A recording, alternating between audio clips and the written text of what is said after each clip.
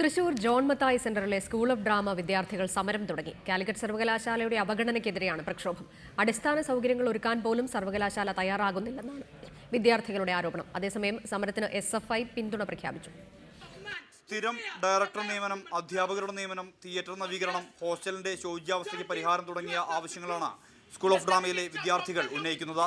എന്നാൽ നിരവധി തവണ പരാതി നൽകിയിട്ടും കാലിക്കറ്റ് സർവകലാശാല വൈസ് ചാൻസലറും അധികൃതരും ഗൗനിക്കാത്ത പശ്ചാത്തലത്തിലാണ് ക്യാമ്പസിന്റെ ഗേറ്റ് അടച്ചുപൂട്ടി വിദ്യാർത്ഥികൾ സമരത്തിനിറങ്ങിയത്.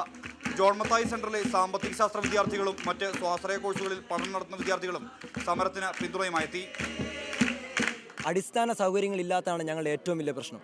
ഇത്രയും സ്റ്റുഡൻസ് ഇവിടെ പഠിക്കുമ്പോൾ ഞങ്ങൾക്ക് അടിസ്ഥാന സൗകര്യങ്ങളില്ലെങ്കിൽ ഞങ്ങൾ എങ്ങനെ പഠിക്കും? ഞങ്ങൾ ആരോട് ചോദിക്കും? ഇങ്ങനെ പോയാൽ 1, 10, 15 കുട്ടികളെ അറസ്റ്റ് ചെയ്തു പോയാലും വീണ്ടും 10, 15 കുട്ടികൾ ഇവിടെ സമരത്തിന് ചെയ്യും. ഞങ്ങൾ പിന്മാറിപ്പോകുന്ന പ്രശ്നമില്ല. വിദ്യാർത്ഥികളുടെ ആവശ്യം ന്യായമാണെന്നും പ്രശ്നപരിഹാരത്തിന് VC തയ്യാറാകണമെന്നും സമരത്തിന് ഐക്യദാർഢ്യം പ്രഖ്യാപിച്ച SFI സംസ്ഥാന സെക്രട്ടറി TP ബിനീഷ് ആവശ്യപ്പെട്ടു.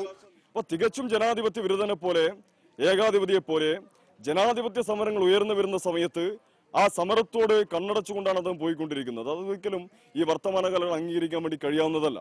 അതുകൊണ്ട് തീർച്ചയായും ഇത്തരത്തിലുള്ള സമരത്തെ അടിയന്തരമായി അവസാനിപ്പിക്കാൻ ആവശ്യമായ നിലയിലേക്കുള്ള ഇടപെടൽ അദ്ദേഹം നടത്തണമെന്നാണ് SFIക്ക് സൂചിപ്പിക്കുന്നത്. പോലീസ് അറസ്റ്റ് ചെയ്ത് നീക്കിയതിനെ തുടർന്ന് വിദ്യാർത്ഥികൾ ക്യാമ്പസിനകത്ത് അനിശ്ചിതകാല സമരം ആരംഭിച്ചിട്ടുണ്ട്. സുർജിത് അയ്യപ്പത്ത്, റിപ്പോർട്ടർ, തൃശൂർ.